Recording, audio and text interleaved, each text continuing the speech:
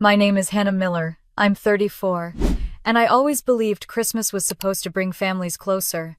For years, I poured my paycheck into my parents' house, covering the mortgage, the cars, the lights, even while they treated my sister Jessica like the golden child and looked right through me.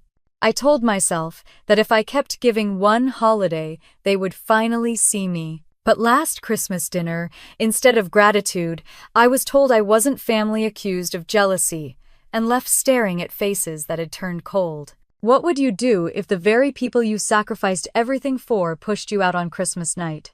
Stay with me because what followed shook the entire house to its foundation, and you won't believe how quickly the story turned. Let me take you back to where it began. I grew up in a quiet neighborhood on the east side of Lansing, Michigan, in a house that always felt smaller than it looked from the street. It was a two-story place with pale blue siding that had faded over the years and a roof that leaked whenever the rain came down too hard. In the backyard stood a crooked swing set that leaned to one side after years of weather, the chains squeaking whenever the wind blew. That house carried every memory of my childhood, both the good ones and the kind that shaped the bitterness I would carry into adulthood. My dad, Robert, worked for almost 2 decades at the local auto plant as a shift manager. He wore his dark blue uniform like a badge of honor, and I can still remember the heavy smell of oil and steel that clung to him when he came home late at night. His hands were scarred and calloused, evidence of the work he put in, and he walked with the sort of pride that came from steady employment. My mom, Linda, worked part-time as a receptionist at a dentist's office. Her job was not glamorous, and she never pretended to like it, but she showed up each morning because the paycheck helped cover groceries. She would come home with tired eyes, change into her slippers, and move on to making dinner, as though exhaustion was simply part of her routine. In 2010, the balance of our family changed overnight. The plant downsized and Dad was let go despite his years of service. I was in college at the time, but I came home the weekend he got the news. The silence in the living room was thick enough to choke on. Dad sat in his recliner staring at a muted television, the remote slipping in his hand. His shoulders sagged in a way I had never seen before. Mom tried to stretch her paycheck, but no matter how carefully she planned, envelopes with overdue notices began stacking on the counter. At night, their whispered arguments seeped through the walls. It was the first time I understood what it meant for a home to feel unstable. Even before that day, I knew exactly where I stood in my family.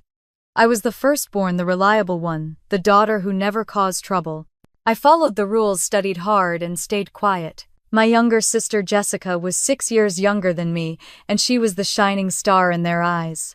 If she scraped by with the bare minimum, she was celebrated like a champion. I remember one Christmas in particular.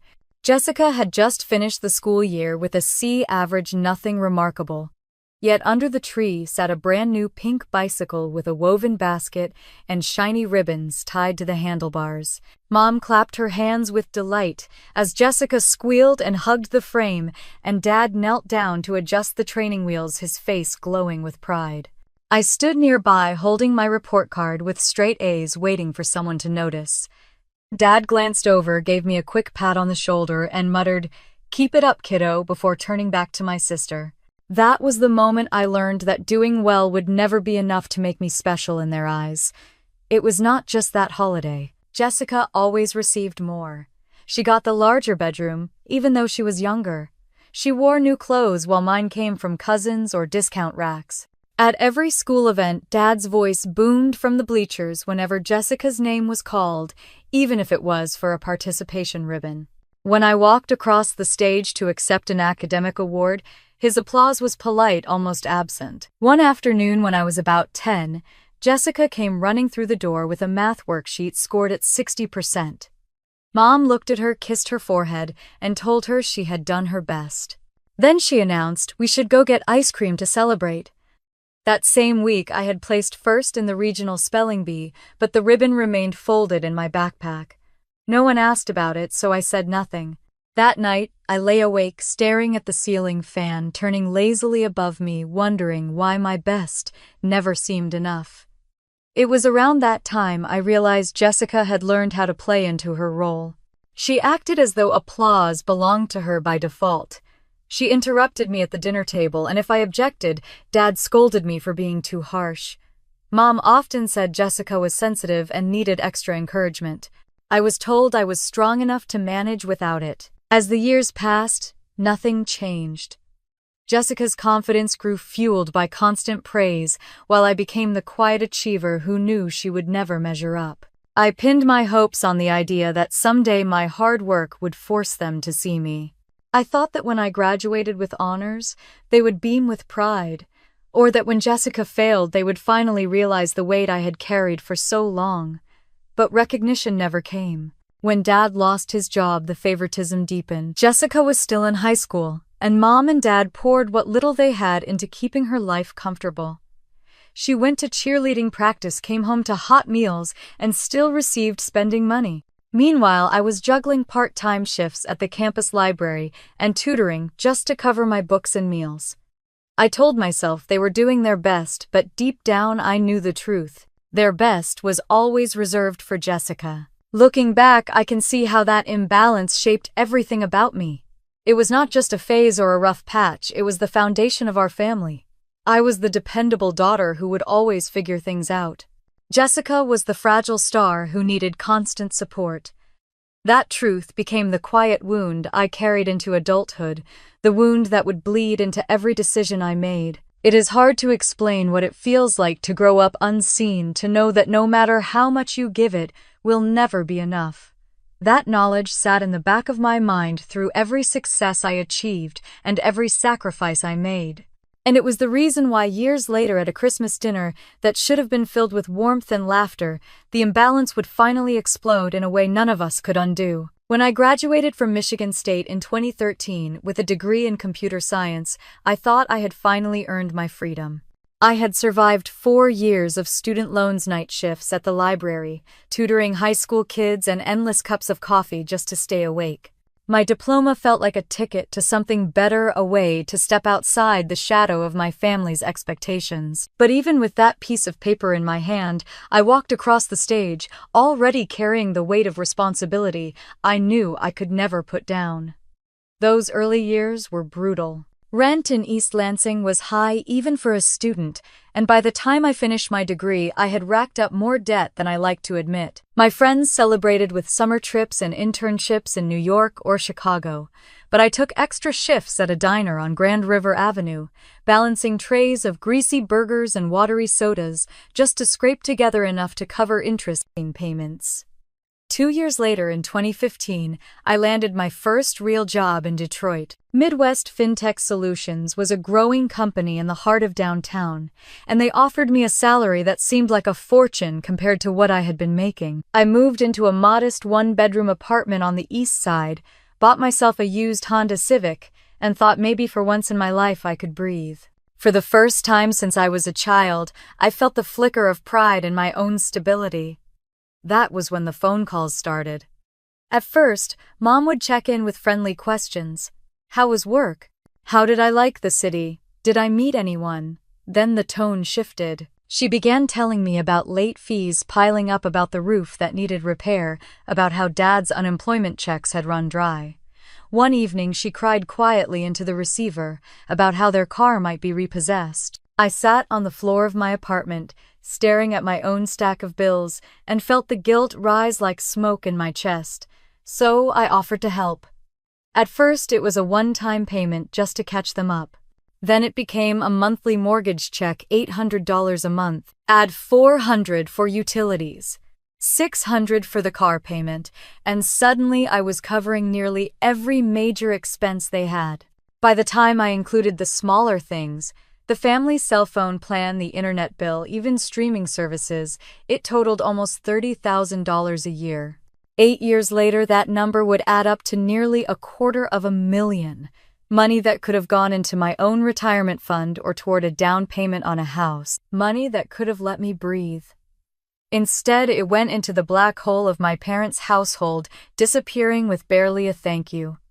Jessica, meanwhile, was living a completely different life. After high school, she wanted to try culinary school, and somehow my parents scraped together the money. When that failed, they funded her dream of opening a coffee cart. That lasted 6 months before she lost interest. Then came the online boutique, the crypto investment group, and eventually a plan to start a wellness app. Each time she called it her big break. Each time it ended in failure. And through it all, my parents stood by her with unwavering support. I cannot count the times I sat at their kitchen table on visits home watching Dad brag about Jessica's entrepreneurial spirit, while Mom smiled proudly. They talked about her as if she were destined for greatness, while I sat quietly, the daughter whose steady paychecks kept the lights on. If I mentioned the stress of carrying both my life and theirs, Dad would wave me off. Family helps family, he would say. But it never felt like family was helping me. One night in 2017 stands out more than the others. I had just returned from a brutal week at work, putting in 12-hour days to finish a project. I drove to Lansing with bags of groceries and 2 envelopes of cash, one for the mortgage and one for the car. Jessica breezed through the door wearing a brand new leather jacket. She kissed Mom on the cheek and announced that she was thinking of starting a podcast and might need some startup money. Mom clapped like it was the most brilliant idea she had ever heard. Dad reached for his wallet to hand her gas money. No one asked how my project had gone. No one even noticed I had brought the groceries. That was the rhythm of my 20s. Long commutes, late nights, living in a modest apartment while funneling thousands into a house I no longer lived in. I traded vacations for emergency repairs on their furnace. I postponed buying a reliable car so they could replace theirs. Every raise I earned disappeared before I could enjoy it. I remember sitting with my best friend Lauren over glasses of cheap wine in my apartment. She leaned across the table, her eyes sharp. "You do realize they are using you, right?" I laughed it off at first. "They are my parents," I told her. "What am I supposed to do, let them lose the house?" She shook her head. "There is a difference between helping and being an ATM with legs." I wanted to argue, but her words burrowed into me. The truth was hard to face. Every time I sent money, I told myself it was temporary, that things would get better. But they never did. My parents became comfortable with the arrangement. Jessica became entitled to it. And I became the silent provider, the dependable one, the daughter who could always be counted on to clean up their mistakes. Sometimes I looked at my bank statements and felt sick. $30,000 a year gone year after year. Vacations skipped, a house. Never bought, relationships strained, because I was always too tired and too broke to invest in anything of my own. I told myself it was family duty, but the resentment grew heavier with each passing year. I was 28 when I realized that I had not lived a year of adulthood without paying their bills. By the time I turned 32, I had given away more money to them than I had saved for myself. And yet, no matter how much I gave, Jessica remained the star. Mom called her ambitious, Dad called her visionary. I was never called anything at all. That was when the word formed in my mind, sharp and bitter. I was not a daughter. I was a walking ATM. And the worst part was they did not even see it as unusual. It had become my role, carved into stone since childhood. Even now, when I think back on those years, I feel the ache of exhaustion. The long drives, the quiet phone calls, the way I swallowed my frustration until it hardened into silence. I told myself it was only money, that love was worth the sacrifice. But the truth was written in every canceled vacation, every sleepless night, every empty savings account. I was their safety net, their unspoken plan B, and Jessica was their dream. That imbalance, which began in childhood, had only deepened with time. And it was leading me slowly, step by step, toward the breaking point I never saw coming. It was Lauren who saw it most clearly. She had been my closest friend since college, the one who sat across from me during endless nights at the campus coffee shop, both of us surviving on stale muffins and caffeine. By the time we were in our 30s, she had built a quiet life teaching English at a high school in Ann Arbor. And I had built a habit of driving out to see her once or twice a month. We would open a bottle of wine in her small apartment, curl up on the couch, and talk until midnight. On one of those nights, after I had finished complaining about another unexpected bill my parents had dumped on me, she set her glass down hard on the table. Her dark eyes were steady in a way that made me shift uncomfortably. "You do realize they are taking advantage of you, right?" I laughed nervously, swirling the wine in my glass. "They are my parents, Lauren. What am I supposed to do, just let the lights get shut off?" She shook her head slowly like she had heard this script before. That is exactly what I mean. You think their survival depends on you. It doesn't. You are the one holding everything together while they keep treating you like the reliable backup plan. I tried to argue, but the words caught in my throat. There was truth in what she was saying, but I had trained myself not to look at it too closely. A week later, she came over to my apartment in Detroit. I had been saving in a glass jar I kept on the shelf above my desk. Every month after paying my parents' bills, I put whatever small amount I could spare into that jar, a few 20s, sometimes just loose change. It was labeled emergency fund, in black marker, my half-hearted attempt at preparing for my own future. Lauren walked into my living room, saw the jar, and picked it up. She turned it slowly in her hands, the bills and coins shifting inside. Then she placed it back down and let out a sharp laugh that startled me. That is not an emergency fund, Hannah. That is your guilt jar. I frowned, confused. What do you mean? She sat down and leaned forward. You put money in there for them, don't you? You think if you have it ready, then, when they call, you can bail them out. That is not savings. That is you carrying their weight before they even ask. Her words stung because they were true. I opened my mouth to deny it, but she kept going. Every time you put $1 in here, you are reminding yourself that their needs come before yours. That is not family, that is manipulation. I felt my face heat with embarrassment, defensive anger rising, even though I knew she was right. They are my parents, I repeated softer this time. They gave me everything when I was growing up. Lauren raised an eyebrow. Did they? Did they really give you everything, or did they give Jessica everything while you figured out the rest on your own? That question hung in the air between us. I wanted to snap back to defend Mom and Dad, but my mind went blank. Memories flickered instead. Jessica's bike gleaming under the Christmas tree. My spelling bee ribbon tucked away unseen. The sound of Dad's voice booming for her while I stood on stage alone. Lauren must have seen the change in my expression because her voice softened. I am not saying you have to cut them off tomorrow. I am saying you deserve to live your own life without being drained dry. At some point, you have to ask yourself when enough is enough. That night after she left, I sat on my couch staring at the jar. The word guilt echoed in my head. I had always thought of it as a symbol of my responsibility, proof that I was doing the right thing. Now it looked like a chain keeping me tied to a family that would never notice the sacrifices behind it.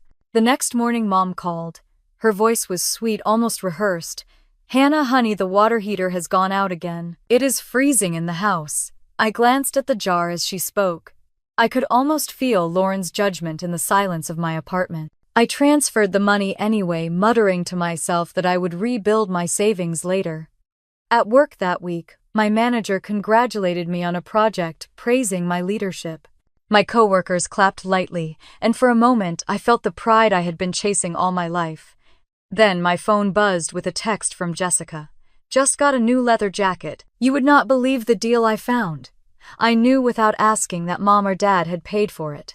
The pride I felt dissolved instantly into something bitter. Lauren invited me over again the following weekend. We sat at her kitchen table while she graded papers, and I picked at a plate of crackers. She asked how things were going, and when I hesitated, she looked at me knowingly. They asked you for money again, didn't they? I sighed, nodding. She leaned back in her chair, exhaling sharply. Hannah, this is not sustainable. You are building a life for yourself. They are adults. They can figure it out. I wanted to tell her she did not understand that family was different, that I owed them for raising me. But even as the words formed in my mind, they rang hollow. What had they really given me besides expectations I would always be fine, and the constant reminder that Jessica's failures mattered more than my successes? That night I could not sleep. I lay awake listening to the hum of the refrigerator and the distant sound of traffic. The jar sat in the corner of my room, glowing faintly in the streetlight that slipped through the blinds. I kept seeing Lauren's face when she called it my guilt jar.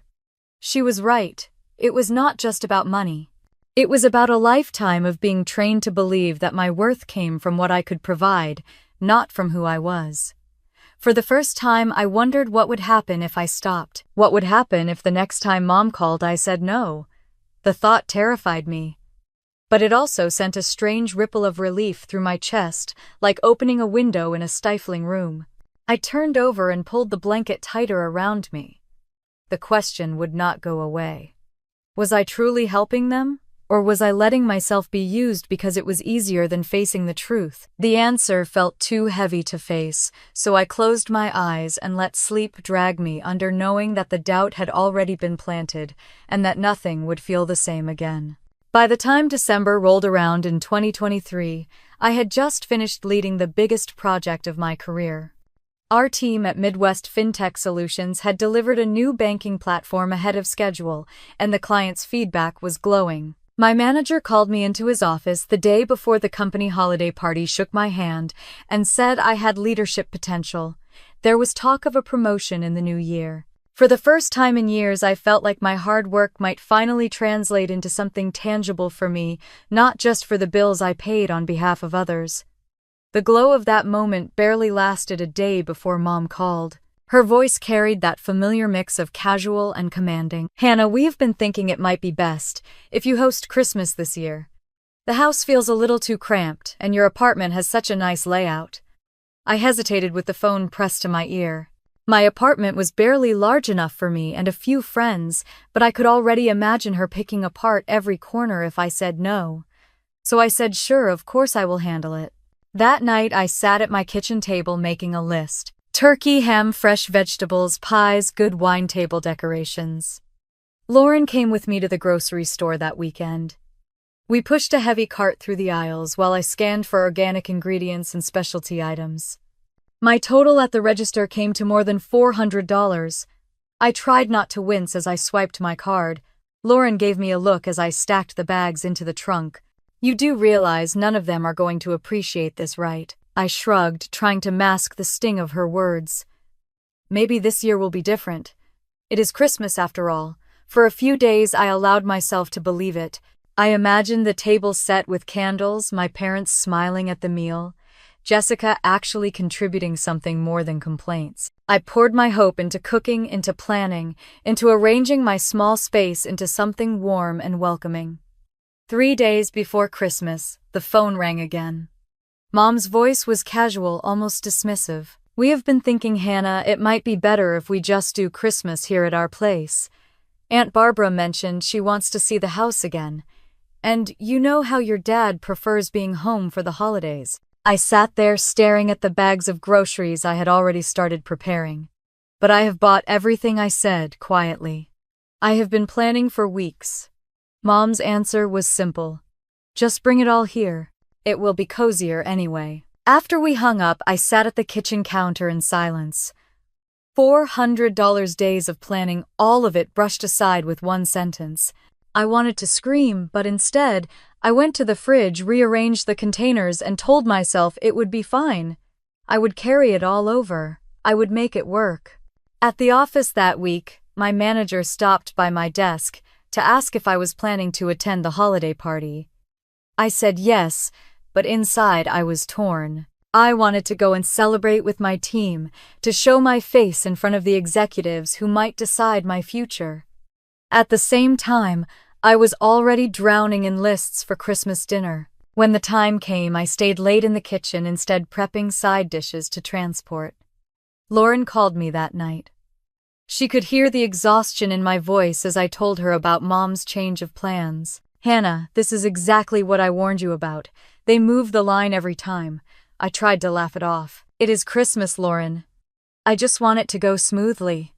There was a long pause before she replied. "Smooth for them, maybe. Not for you." Her words lingered as I scrubbed my counters and packed casserole dishes into aluminum trays. I thought about the project I had just finished at work, the way my boss had looked at me with genuine pride. For once, I was being recognized for my effort. Yet here I was again, putting everything into a holiday that would never earn me more than a shrug. Still, when the sun rose on Christmas Eve, I loaded my car with boxes, bags, and trays. I tucked the bottles of wine into the trunk, covered the pies carefully with foil, and drove toward Lansing with the radio playing soft carols. The roads were slick with slush, and I gripped the wheel tightly, rehearsing in my head how I would keep my patience no matter what was said. When I pulled into my parents' driveway, the house looked the same as it always had, a little tired, but decorated with strings of colored lights that blinked unevenly. Dad's old truck sat in the driveway, and the front window glowed with the light of the Christmas tree. I carried the first load of bags up the steps, my arms aching, and knocked with my elbow.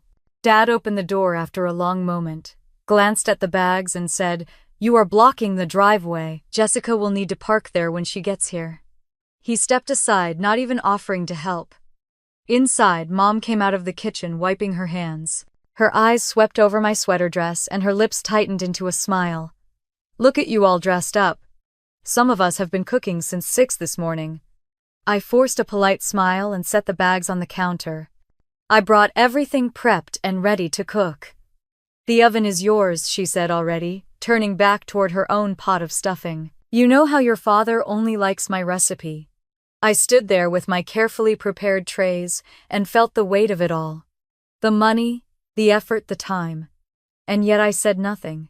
I washed my hands, tied on an apron, and started arranging dishes, because despite every warning from Lauren, despite the voice in my head telling me I was repeating the same cycle, I still wanted to believe that if I tried hard enough, this Christmas could be different. That hope, fragile as it was, carried me through the rest of the evening. I cooked, I smiled, I ignored the small comments. And deep inside I told myself that maybe, just maybe, if I worked hard enough at it, my family would finally see me. The next morning I made the drive back to Lansing with my trunk still packed full of trays and bags. Snow dusted the highway, and the air had that sharp December bite that always made me feel both nostalgic and uneasy. When I turned into my parents' street, every other house seemed alive with cheerful decorations. Kids were outside building snowmen, and neighbors waved at one another with cups of coffee in hand. By the time I pulled into the driveway of my parents' house, my chest already felt tight. I parked in the same spot I always used, right near the garage. My car was only a mid-range sedan bought after years of driving the old college car into the ground, but to me it felt like an accomplishment. Dad stepped out of the front door as I was unloading the first set of bags. His eyes slid over the car and then back to me. "Seems awfully fancy for someone your age," he muttered. I gripped the grocery bag tighter and forced a smile. "It is just reliable, Dad. I needed something safe for the drive into Detroit." He shrugged and walked back inside without another word. I hauled 3 more bags to the porch, my arms aching from the weight. No one offered to help. Mom appeared in the doorway just as I was setting the food down in the kitchen. She looked me up and down, her lips curving into a faint smile that did not reach her eyes. "All dressed up," she said. "Some of us have been busy since dawn, no time for all that." She waved a hand vaguely at my hair and the simple burgundy sweater dress I had bought just for the holiday. I swallowed the sting and said lightly, "I thought it might be nice to look festive." She was already turning back to the stove, stirring a pot of stuffing. The smell filled the kitchen, but instead of warmth, it carried a note of territory, like she was reminding me that this was her domain. I set the pies on the counter, careful not to crowd her space, and asked if she needed anything. She shook her head. "Just do not over-season the potatoes. You know your father only likes mine." The words were sharp but familiar. I lined up the wine bottles on the table, unwrapping the labels. Not once did she say thank you for the groceries or the hours I had already spent prepping dishes. Dad passed through the kitchen at one point, grabbing a beer from the fridge. He glanced at the neatly stacked trays on the counter and then at me. "You spent a lot, didn't you? Should probably be saving instead of throwing money at food." Before I could respond, he popped the cap and walked out toward the living room. The weight of their dismissals pressed on me as I tried to keep busy. I arranged the serving spoons, set the table with the cloth I had brought, and tucked little sprigs of pine next to the napkins to make it feel special. When I stepped back to admire it, I wanted them to see the effort. Instead, Mom leaned in from the kitchen and said, "Maybe next year stick with plain napkins, this looks a little too much." I bit my tongue. The room felt colder than the snow outside. My hands shook as I adjusted the plates again, not because they needed fixing, but because I needed something to do. The television droned in the living room, the sound of a football game filling the silence that settled between us. Dad shouted once at the screen, his voice louder than it had been for me all morning. Mom hummed softly as she tasted her stuffing, never acknowledging the smell of roasted vegetables I had carried from Detroit. Every time I walked into the room carrying another dish, it felt like stepping into a wall of indifference. I had poured my paycheck and my energy into this holiday, and all I got in return were sideways comments about my clothes, my car, my choices. When the doorbell rang, I froze for a second, wiping my hands on a towel. The sound of cheerful greetings filled the hallway as Aunt Barbara and Uncle George stepped inside with their daughter Natalie. Mom's voice suddenly grew warmer. "Oh, you made it! Come in, come in!" She fussed over their coats, her tone full of the kind of affection I had been craving all morning. I came out to greet them with a smile I barely managed to hold. Barbara hugged me tightly and whispered, "You look wonderful, dear." Natalie grinned and offered to help in the kitchen.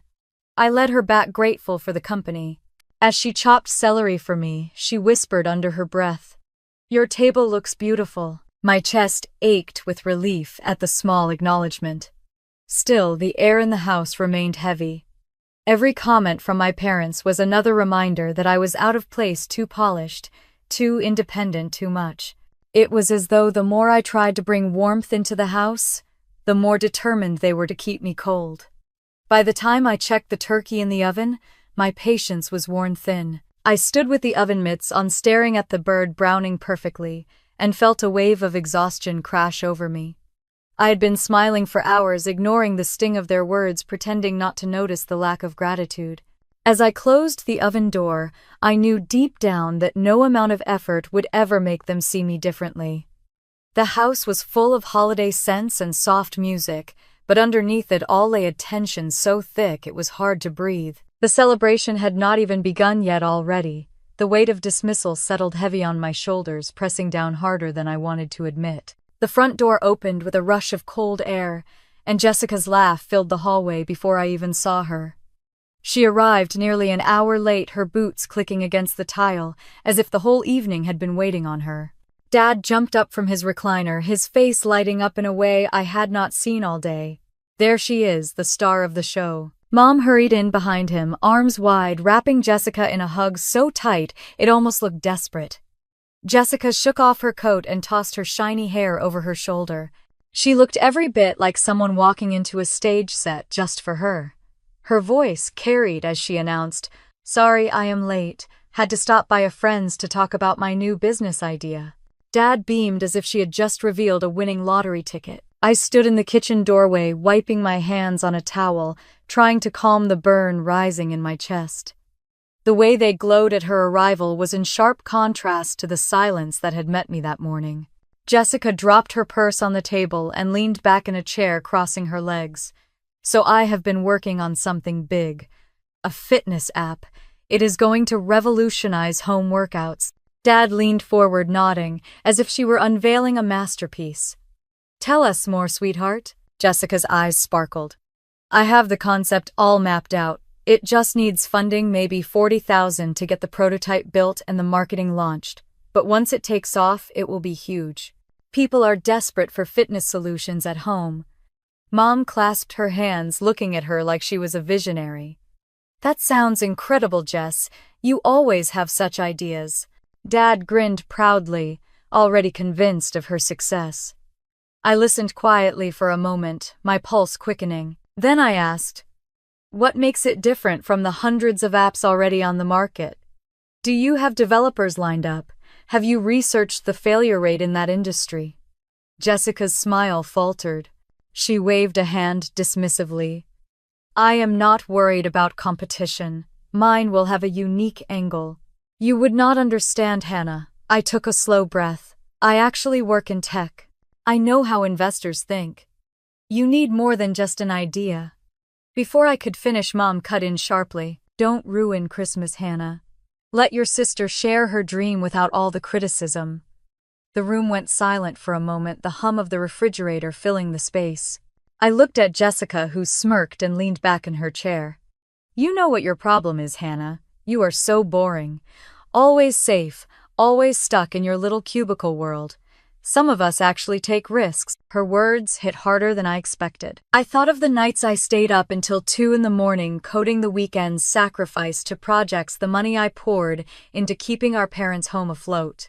I wanted to remind her of all the times her so-called risks had ended in disasters.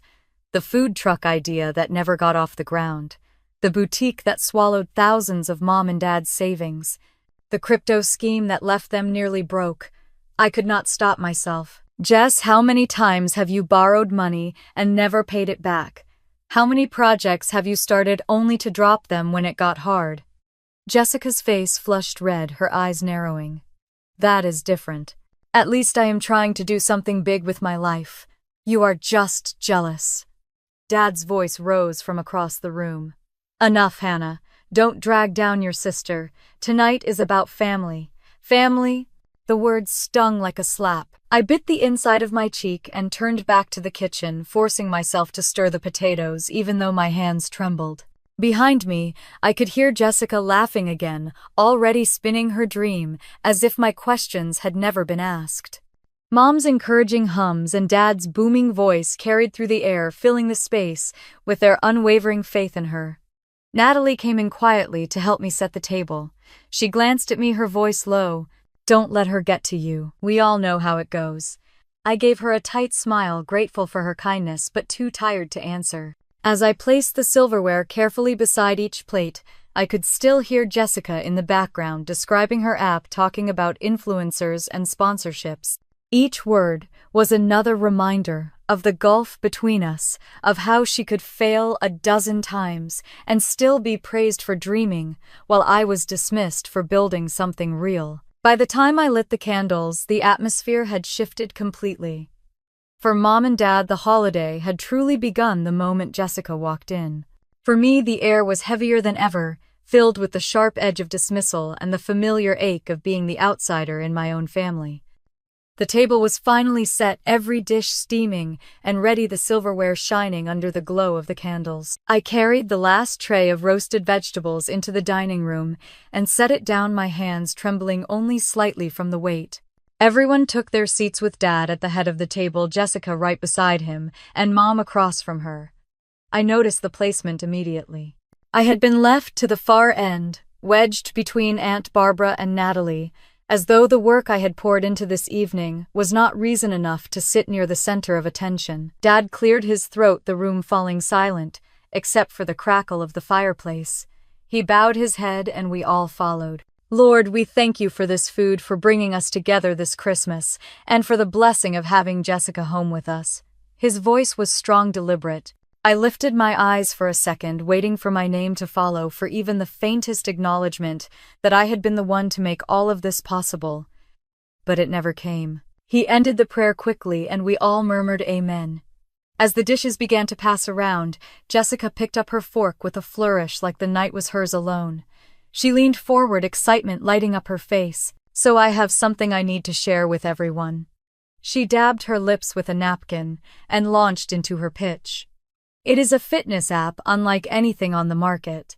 The way people are focused on health now, it is the perfect time. I just need about $40,000 to get the prototype built and start the marketing push. Once it takes off, it is going to change the game. Mom clasped her hands together, smiling with pride. That sounds incredible, Jess. You always think so big. Dad nodded, his chest puffed out. Our daughter, the entrepreneur. I stabbed at the mashed potatoes on my plate, my stomach turning. Finally, I said, keeping my voice steady, what makes this app different from the hundreds already out there? Have you done any research on competition or customer needs? Jessica's smile tightened, and she waved her fork in the air. Hannah, you always worry too much. It will have a unique angle. I am not going to share the specifics here. People steal ideas all the time, you know. I pressed gently.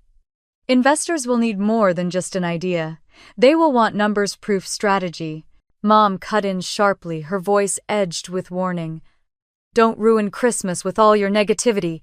Let your sister dream. The table went quiet again, the only sound the clinking of silverware. Jessica smirked and leaned back in her chair. You know what your problem is, Hannah. You live such a boring little life.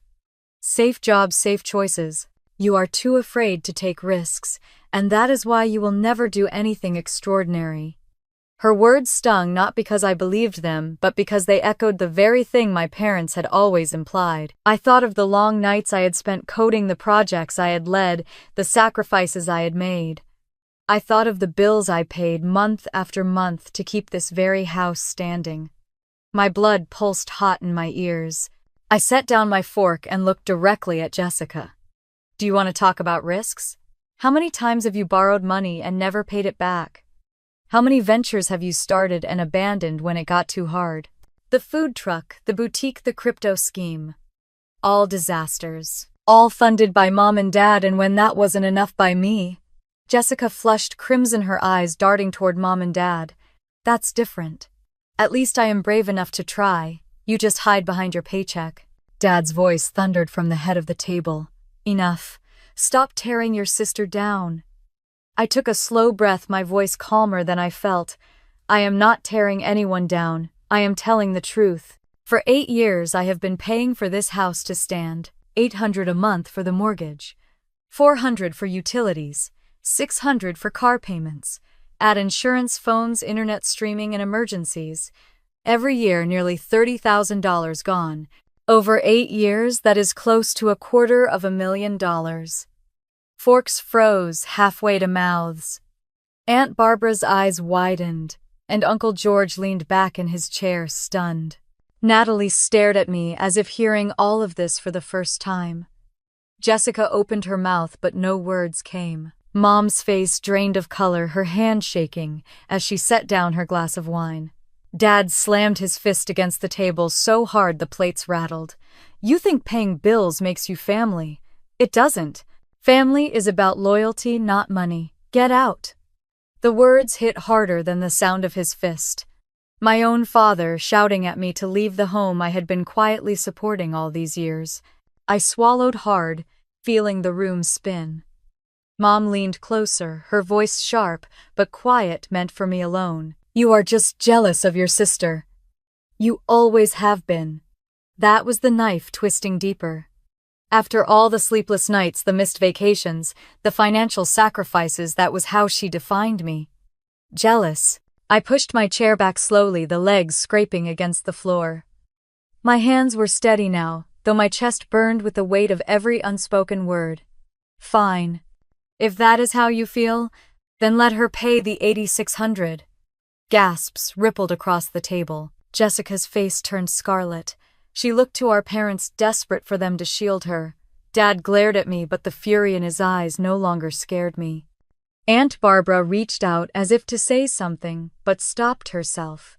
Uncle George shook his head slightly, his face clouded with disbelief. Natalie sat frozen, her fork still in her hand, her eyes wide. I laid my napkin gently on the table beside my plate. For once my voice was calm and clear. "I am done pretending. I am done carrying the weight and being treated like I don't exist." The room stayed silent, thick with the shock of what I had said. The only sound was the faint whistle of the wind outside and the steady beat of my heart. I picked up my purse, slung it over my shoulder, and looked once at the table where every face showed something different. Rage, guilt, shock, shame. Then I turned toward the hallway, each step away from that table, feeling like a release I had waited my whole life to take. Natalie caught up to me in the hallway, her hand brushing my arm before I reached the door. Her voice trembled but carried more strength than I expected. "Please don't let them make you feel small, Hannah. We all see how much you do, even if they never say it." Her eyes were wide with worry, the kind of genuine concern I had never received from my own parents. I managed a weak smile, squeezed her hand, and whispered thank you before pulling my coat tight and stepping out into the cold night. The air hit me like ice, and for a moment I just stood on the porch staring at the snow swirling under the streetlight. Behind me I could still hear muffled voices rising at the table, but I no longer cared to decipher them. My car sat alone in the driveway, a thin layer of frost coating the windshield. I slid into the driver's seat, my fingers stiff as I turned the key. The engine rumbled to life, and with it came a sob that tore its way out of my chest. I drove through Lansing with tears blurring the streetlights into streaks of gold. By the time I reached the highway toward Detroit, The sobs had quieted into shaky breaths. Still, I could not face the emptiness of my apartment yet. On impulse, I turned off at an exit and followed the winding road to Riverside Park, a place I had not been in years. The Grand River was dark, and still the trees bare against the winter sky. I parked near the overlook and shut off the engine. The silence was deafening. I buried my face in my hands and finally let go, crying so hard my whole body shook. Every word from that table echoed in my head. Paying bills doesn't make you family. You are just jealous. The weight of 8 years of sacrifice pressed down on me until I felt like I might collapse. A soft knock on my window startled me. It was Lauren, her face pale from the cold, but full of determination. I unlocked the door and she slid into the passenger seat, without a word, wrapping her arms around me. "I don't know what happened exactly, but I know you're done," she murmured.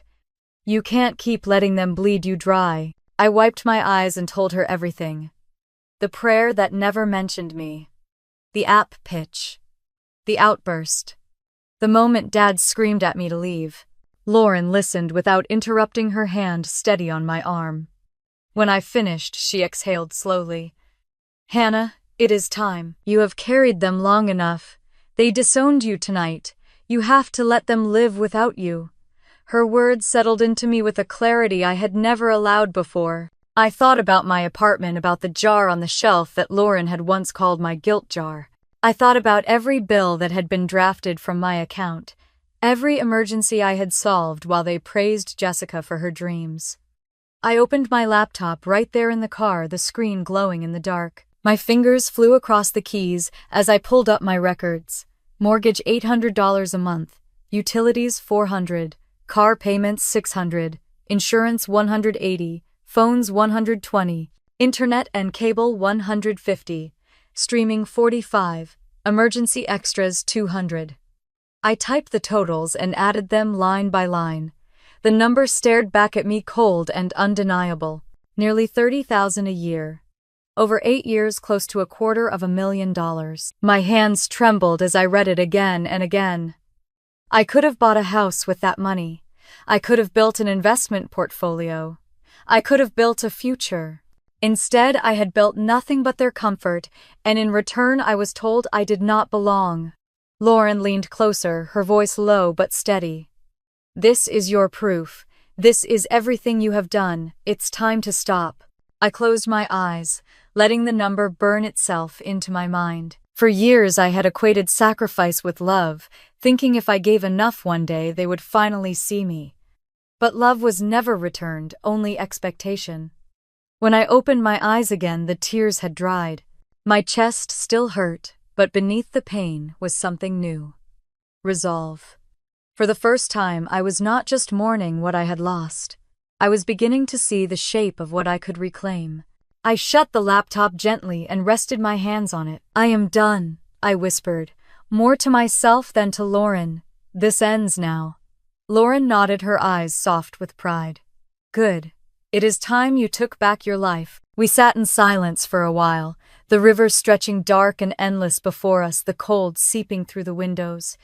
Yet for the first time in years, I felt something close to freedom stirring in my chest. When I finally started the car again, I no longer felt like I was running from the house I had left behind. I felt like I was driving towards something new, though I did not yet know what it would look like. What I did know was simple. The cycle had been broken. The guilt jar would no longer define me. By the time I pulled into the parking lot of my apartment building, the streets were empty, the world quiet under a blanket of snow. I carried the laptop upstairs, set it on my desk, and sat staring at the spreadsheet one more time. The number still glared back, but now it did not feel like a chain. It felt like a map showing me every step I had taken and pointing to the place where I would finally stop. I leaned back in my chair and let out a long breath. For the first time in years, I was not planning how to save them. I was planning how to save myself. I turned the laptop back on and opened every account I had been managing for years. The mortgage was first. I pulled up the auto payment settings, my name listed as the account holder, the payment scheduled for the first of every month. My finger hovered for a moment over the cancel button.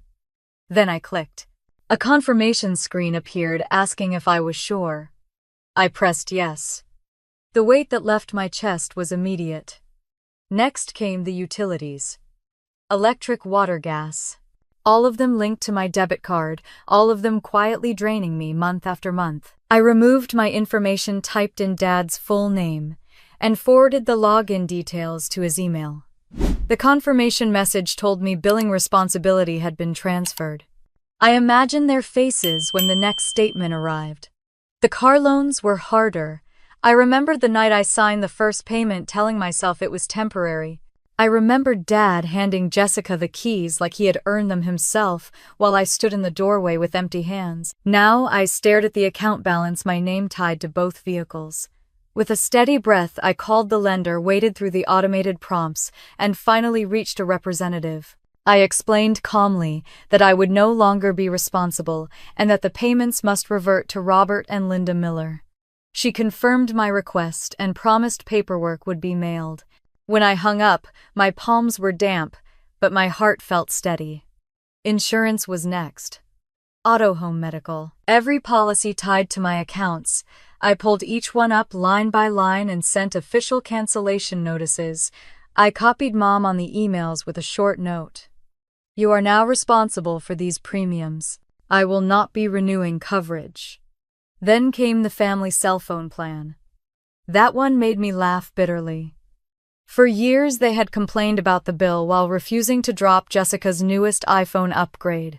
I opened the provider's site, changed the password, and removed every device except mine. I sent another email. Service for your numbers will be suspended in 3 days, unless you create your own plan. The internet and cable followed. The login showed streaming marathons, late-night game shows, and endless data usage that I had funded without a word.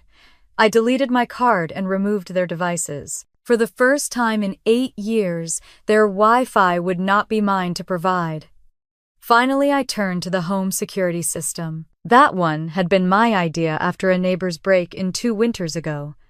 I had spent nearly $1,000 on cameras, sensors, and smart locks, convincing myself I was keeping them safe. Now I opened the dashboard, exported their settings, and pressed the shutdown button. The screen warned me that all devices would go offline within minutes. I clicked anyway. Through the camera feed, I saw the Christmas tree lights flicker once and then go dark. The living room plunged into shadow. The smart thermostat disconnected. The locks reset. One by one, the icons grayed out until the house I had protected for years sat in complete silence, powerless and unguarded. I stared at the screen, my breath caught in my throat. It felt like watching the end of a chapter in my life. That house was no longer my burden to manage. My parents would wake to darkness, confusion, maybe even panic. But for me, it was liberation.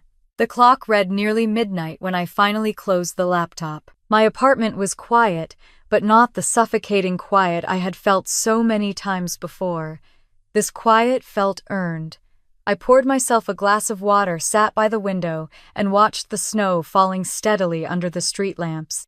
For the first time in nearly a decade, there were no payments hanging over my head, no alerts waiting on my phone, no emergencies ready to pull me back into their orbit. The accounts were closed, the ties severed. As I sipped the water, I thought about the words Dad had shouted at me. Paying bills doesn't make you family. He was right in a way, though not the way he intended. Family is not proven through money, but it is also not destroyed by refusing to be used. I set the glass down, turned off the lamp, and let the darkness settle around me. This time it was not frightening, it was peaceful. And as I climbed into bed, I knew the real storm would arrive in the morning. The sun was already high when I finally stirred the faint glow of winter light spilling through the blinds. My head felt heavy, not from lack of sleep, but from the weight of what I had done. I reached for my phone on the nightstand, and the screen lit up with more notifications than I had ever seen. 43 missed calls, 68 unread text messages, a dozen voicemails. My chest tightened as I scrolled each notification, another reminder that the storm had broken. The first voicemail was from Mom, her voice high and frantic. Hannah, what is going on? The power went out, the heat shut off, everything stopped working. We can't even make coffee. You need to fix this right now. The second was from Dad, his tone cold and cutting. Whatever game you are playing, it ends today. You have until noon to restore the accounts, or I am contacting our lawyer. This is elder abuse, Hannah, and it is against the law. Jessica's voice came next, shrill and furious. You've ruined Christmas. Do you even realize what you've done? I was supposed to have an important meeting today, and now I can't even leave the house because the car is gone. You are pathetic, Hannah. Fix this or don't bother calling yourself my sister. The next message twisted the knife further. Mom, again, her words trembling. Your father had chest pains this morning. He's at the hospital now. The stress of what you did pushed him over the edge. If anything happens to him, it will be on you. Please, Hannah, call me back. My stomach dropped, guilt flooding me in an instant. I sat frozen on the edge of the bed, the phone pressed to my chest. Had I really caused a heart attack? Was my father lying in a hospital bed because I finally stood up for myself? Before panic swallowed me whole, another notification buzzed. A text from Natalie. Don't believe what they are saying. No one is at the hospital. They are at the house with police officers. Uncle Robert looks fine, just angry. I let out a shaky breath and scrolled further. Another voicemail, this time Dad again, voice booming with rage. You think you can humiliate us? I told the officers everything. You've hacked our accounts. You're going to regret this. I opened the security app on my laptop, half afraid I had already lost access. To my surprise, the backup feed I had downloaded still connected. The screen flickered to life, showing the living room of the house I had once protected. There they were, all three of them. Dad pacing with red cheeks, waving his arms at two uniformed police officers who looked more confused than convinced. Mom sat on the couch, wringing her hands, not a tear on her face despite the voicemail about crying at the hospital. Jessica stood by the Christmas tree, arms crossed, scowling like a teenager who had just been grounded. The cameras had no sound, but their body language told me everything. Dad was not sick. He was angry. Mom was not broken. She was pretending. Jessica was not a victim. She was fuming at losing control. I sat back in my chair, the knot of guilt loosening as quickly as it had formed. Their lie had been exposed before it even had time to take root. Another text came through from Natalie. The police are leaving soon. They told your parents this is a civil matter. Everyone is upset, but honestly, they looked embarrassed when the officers didn't take their side. I closed my eyes and let the words sink in. Embarrassed. That was new.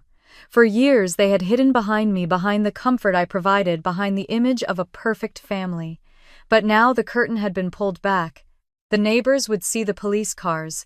Relatives would hear whispers. Their pride had cracked, and I had not even needed to raise my voice. I opened one more voicemail, curiosity pulling me despite myself. This one was from Mom again, her voice lower this time, almost pleading.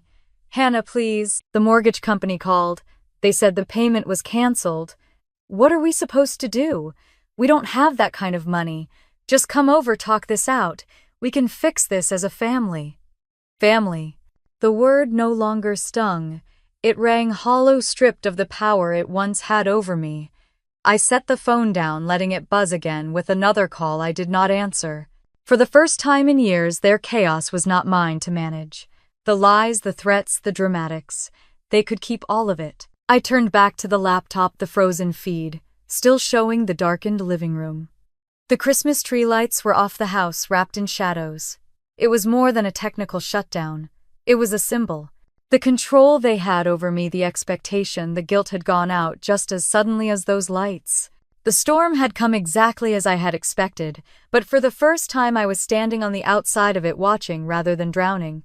And as the snow fell quietly outside my window, I realized their lies could no longer bind me. They had lost the power to keep me in the dark. Dad's voice boomed through my voicemail again that afternoon, harsher than ever. He barked that he had already spoken with my cousin Gary, who was a lawyer, and that what I had done could be considered financial abuse. He swore papers were being drawn up, and that I would regret humiliating him in front of the neighbors. I stared at the phone for a long moment before pulling up Gary's number myself. We had not spoken in years, not since a family reunion when Jessica had paraded around pretending she had a thriving boutique, while I quietly cleaned up the barbecue mess. Gary answered on the second ring, his voice brisk but not unfriendly. Hannah, long time. What's going on? I explained everything from the years of payments to the dinner table explosion to Dad's threats. When I finished, there was a silence, then a laugh. Hannah, your father is bluffing. There is no law in Michigan or anywhere else that requires an adult child to financially support their parents. You were doing it voluntarily. If anything, continuing under those conditions could look like exploitation on their part, not yours. He paused. And the accounts were in your name, correct? Yes, all of them, I replied. Then you had every legal right to close them. End of story. Relief washed over me so quickly my knees went weak. Thank you, Gary, I whispered, meaning it more than I had expected. He cleared his throat. Honestly, Hannah, I'm glad you called. People have seen the way things work in your family for years. Maybe now it's time the truth comes out. Later that day, Aunt Barbara called. I could hear the tightness in her voice. The police left hours ago, but the whole neighborhood saw. People are talking. Robert made such a scene. I'm sorry, honey, but you should know you're not the one they're criticizing. It's them. I pictured the squad cars in the driveway, the flashing lights bouncing against the houses on the street. Neighbors peeking from behind curtains, whispers forming before the officers had even driven away. The Millers, the proud family, undone on Christmas morning. Uncle George got on the line next. You did what you had to do, Hannah. We all know how much you've carried. Frankly, I'm surprised it took this long. The most surprising call came later that evening from Aunt Diane, my mom's older sister. Her voice cracked as she spoke. I should have said something years ago. I saw how they favored Jessica, how they leaned on you. But every time I tried to bring it up, your mother shut me out. She went quiet for a moment. People deserve to know the truth, Hannah. You've been keeping that family afloat while Jessica drained them dry. Her words struck like a bolt of clarity. It wasn't just me who knew. Others had seen too. The next day, Barbara and George went over to my parents' house, and Natalie later told me what happened. They sat in the living room with Mom and Dad, the air thick with embarrassment. Barbara said firmly that she had watched me bring groceries year after year, watched me sacrifice vacations, and that enough was enough. Diane backed her up, reminding them that Jessica had borrowed thousands over the years and never once repaid a cent. Jessica tried to protest, but George cut her off. Everyone knows Jess. We've watched you spin one scheme after another, while Hannah quietly covered the basics. You've been lying to your own parents, letting them believe you were helping when it was Hannah all along. Natalie described the silence that followed. Mom's face drained of color, Dad's jaw clenched so tightly he could not speak, and Jessica for once in her life had nothing to say. Her lips moved, but no sound came. She sat there exposed, with no defense left. The image gave me a strange mix of sorrow and satisfaction. Sorrow for the years wasted, for the love I had chased like a mirage. Satisfaction because finally the truth had been spoken out loud, not just by me, but by others who had seen and chosen to stay silent until now. By evening, more messages trickled in this time from relatives who had heard the story. Some were sympathetic, some angry at my parents for putting me in that position, and a few simply curious. The narrative my parents had spun for years, that Jessica was the golden child and I was the distant one, had cracked wide open. I sat by my window again that night, the snow falling in soft sheets across Detroit, and thought about justice. Not the kind you find in courtrooms or contracts, but the quiet kind. The kind that comes when the truth can no longer be hidden, when the lies collapse under their own weight. Jessica's silence at that living room confrontation echoed in my mind. For all her bravado, all her big talk, she had been unmasked in front of the very people who had always believed her. And my parents, who had thrown me out of their Christmas dinner, were now sitting in the wreckage of their pride, forced to face what they had ignored for far too long. The consequences had finally begun, not by my hands, but by the truth itself. And for the first time, I didn't feel the need to fix anything. I only needed to let it play out. Winter turned to spring, and the distance between me and my parents became more than just emotional. It was practical, measured in bills they now had to pay, and responsibilities they could no longer shift onto me. Word reached me through Natalie and Barbara about the changes at their house. Dad had taken a part-time job as a security guard at a warehouse in Lansing. The man who once carried himself with pride about running an auto plant shift was now standing watch at a gate. Mom had quietly added more hours at the dental office, her cheerful front at work hiding the exhaustion at home. Jessica, who had spoken so confidently about her fitness app, had let it dissolve like all the projects before it. Without family money to cushion her, she had taken a job at a sporting goods store folding leggings and selling sneakers. The irony was not lost on me. While their lives adjusted downward, mine shifted upward.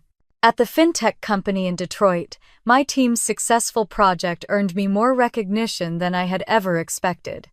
In March, my manager called me into his office and told me I was being considered for a leadership position. A promotion that would have seemed out of reach a year earlier suddenly felt possible, maybe even deserved. I poured my energy into work, not because I needed to prove myself to my family anymore, but because I finally wanted to prove something to myself. Outside of work, I made time for healing. I found a therapist in downtown Detroit who specialized in family trauma. Every Tuesday evening, I sat in a small office with warm lighting and poured out pieces of myself I had never shared before. The anger, the guilt, the endless hunger for validation. Slowly, week by week, the heaviness began to lift. In January, I joined a support group for adult children of toxic parents. Sitting in a circle of strangers who spoke stories so similar to mine was both heartbreaking and liberating. We laughed together about manipulations that once made us cry. We recognized patterns that had kept us trapped. We encouraged one another when doubt crept in. For the first time, I felt less alone. By April, I rewarded myself with something small but meaningful. I booked a weekend trip to Chicago, staying at a boutique hotel near the river. It was the same city where years earlier I had sent my parents for Mom's birthday, footing the bill, while they barely thanked me. This time I walked through Millennium Park on my own, drank coffee at a rooftop cafe, and allowed myself to savor the luxury without guilt. The freedom tasted better than anything I had known. It was during that trip that I met Michael, a friend of a friend who happened to join us for dinner one night. He was an architect, tall and thoughtful, with a laugh that filled the room without needing to be loud. I hesitated at first, unsure if I had the energy for anything new. But on our third date, when I finally told him the story of my family, he reached across the table, squeezed my hand, and said softly, "Family is not who you are born to. Family is who treats you like you matter." Those words sank into me deeper than I expected. They reminded me of Barbara's calls, of George's steady support, of Diane's confession, of Natalie's brave honesty. The people who had stood by me after the collapse of Christmas were the ones who deserved the title of family. They checked on me without demanding. They celebrated my achievements without envy.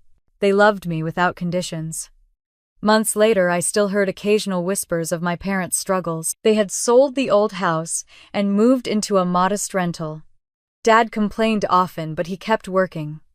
Mom's health wavered with the extra hours. Jessica still spun stories about new opportunities, but no one was funding her anymore. Their world had changed, and though part of me felt a flicker of pity, I knew it was not mine to fix. Instead, I built something different. I filled my apartment with laughter from friends, with quiet from evenings alone, with the steady hum of a life no longer chained to guilt. My savings account grew. My confidence grew. And with Michael by my side, I began to imagine a future that was mine, built not on sacrifice for others, but on balance and choice. When I look back now at that Christmas night, I no longer feel only pain. I see it as the moment I was freed. The night the lies broke apart and the truth finally took shape. The night I stopped begging to belong and started choosing where I did. If you have ever faced a family who made you feel less, who took your giving for granted, who confused loyalty with control, know this: you are not alone. And you have the right to step away, to heal, to build something better. I would love to hear if my story resonates with you. Have you ever had to set boundaries with toxic family members? What helped you find your strength? Share your thoughts in the comments. Give this story a like if it spoke to you, and subscribe if you want to hear more journeys like mine. Thank you for listening.